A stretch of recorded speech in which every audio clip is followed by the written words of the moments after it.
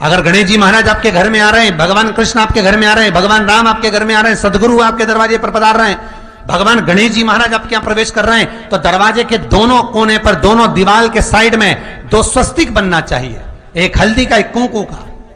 और स्वस्तिक बनाकर जब गणेश जी प्रवेश करें आपके घर के अंदर, तब 2 घी के दिए दोनों ओर जलना चाहिए रिद्धि सिद्धि के लिए। तब प्रवेश मेरे गणेश जी महाराज सीधा चरण अंदर रखकर प्रवेश करिए और गणेश जी की स्थापना करिए।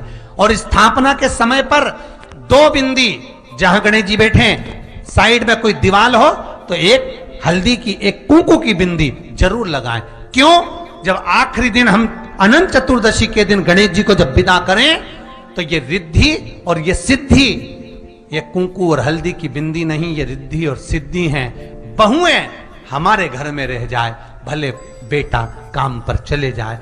गणेश जी को जब घर में प्रवेश दो, गणेश जी को जब घर में प्रवेश दो, तो गणेश जी का मुख आपकी ओर महाराज, और जब गणेश जी को विसर्जन भी करो तो गणेश जी का मुख आपकी ओर। कई लोगों के घरों में गणेश जी की बहुत सारी फोटो हो जाती है, बहुत ध्यान दीजिएगा महाराज। कई लोग गिफ्ट में गणेश जी दे देते हैं। शास्त्र कहता है, जिसने अपने जीवन काल में, आपको पहले की कथा में कहा था, एक आंवले का वृक्ष, एक गणेश जी की मूर्ति, आंवले का वृक्ष, गणेश की मूर्ति, ये 2 चीजें एक ऐसी है जिसको एक वो क्या बोलते हैं उसको, एक कुबेर का स्टेचू भी आता है, जिसको कंधे पे पोटली रखी हुई स्टेचू आता है, गंज बाबा रहे सो क्या बोलते हैं, हम लोग कहते हैं कुबेर स्टेचू बोलते हैं उसको। ये भी गिफ्ट में नहीं दिया है। यदि गणेश की मूर्ति, गणेश की प्रतिमा, गणेश का फोटो हम किसी को गिफ्ट में दे देते हैं, तो हमारे घर की संपदा उस तारीख को लिखकर रखना, उसके बाद में धीरे धीरे छिन्न होने लगती है, संपदा टिकती नहीं है। 1 रुपया कमाओगे, 100 रुपया खर्च है। और घर के हर जगह पर गणेश जी की मूर्ति नहीं लगाना चाहिए, घर का फोटो, गणेश जी का फोटो हर जगह पर नहीं लगाना। जहां पूजन करते हो वहां लगा लो, जहां स्मरण करते हो वहां लगा लो, चल जाएगा। पर सारे घर में ना जाने कौन कौन सी दिशा में, और यहाँ तक कई लोग साल भर गणेश जी रखते हैं। कौन से भी निवेदन है, साल भर गणेश जी रखो, मना नहीं है, पर गणेश जी रखना कौन सी दिशा में चाहिए उसका भी शास्त्र प्रमाण वर्णन करता है हमारा। लाते समय गणेश जी का मुख आपकी ओर हो। कल से एक नियम लेना, शमी के भी वृक्ष की पत्ती, जैसे ये बेलपत्र होता है, शिव को और गणेश को बेलपत्र, शमी पत्र समर्पित होता। आपको कथा में वर्णन किया था, 33 कोटि देवताओं को भले बेलपत्र नहीं चढ़ेगा, पर 33 कोटि देवताओं को शमी पत्र चढ़ता है। और उसमें एक गणेश जी महाराज और एक बाबा भोलेनाथ, इन दोनों को शमी समर्पित होता है, शमी पत्र समर्पित हो। कथा में पहले भी वर्णन किया, आज फिर आपको, ये शिवलिंग है, समझ लेना बहुत अच्छे से। जो आपको करना है रिद्धि सिद्धि पाने के लिए, संपदा को बढ़ाने के लिए, ये शिवलिंग है, ठीक है। ये गोल जलाधारी है, ये चरण से जल नीचे गिरता है। शंकर जी का पूरा परिवार शिवलिंग के आसपास में है। शंकर जी की 5 लड़कियां जो ऊपर से जल नीचे गिरा रही है, जया, विषहरा, शामरी बारी, 2 तली और देव, ये शंकर जी की 5 लड़कियां, जिनका नाम लेकर सोने से रात्रि में नींद अच्छी आती है। एक एक बूंद जो ऊपर से गिरा रही है, ये शिव की 5 बेटी।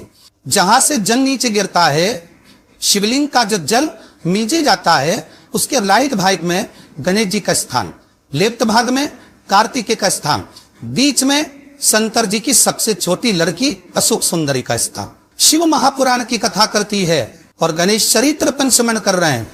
और कल से चतुर्थी लग रही है।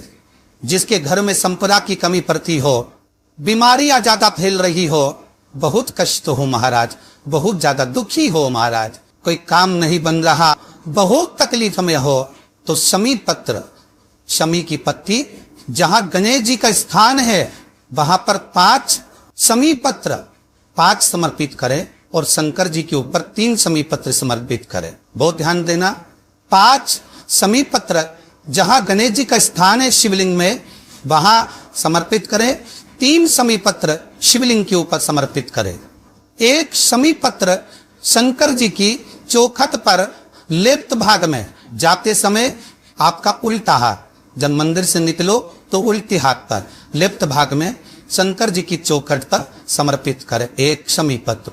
और महाराज टीका दीरा जहां लेफ्ट भाग में आपने समीप पत्र रखा है, मंदिर में ना दिया लगाकर बाहर की ओर जहां समीप पत्र रखा है उसके ठीक साइड में एक घी का दिया लगा दीजिए।